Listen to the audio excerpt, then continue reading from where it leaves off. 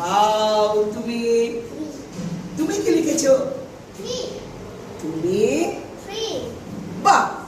এবার তাহলে আজকে কিন্তু আমি কি তোমাদেরকে নাম্বারটা মুখে বলেছিলাম? নাম্বারটা মুখে বলি। তোমরা কি করলে?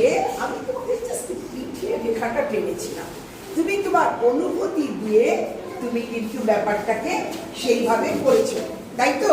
তাহলে আজকে আমরা যদি মনোযোগ সহকারে যে কোনো কিছু দেখি বা শুনি বা উপলব্ধি করি, ভাবি অনুভূতি দিয়ে, তাহলে সেটা আমরা সঠিকভাবে জানবো, তাই তো? পারো তো? আজকে তাহলে আমরা শিখলাম, নেক্সট ডে আরো একবার হবে। ওকে, থ্যাংক ইউ।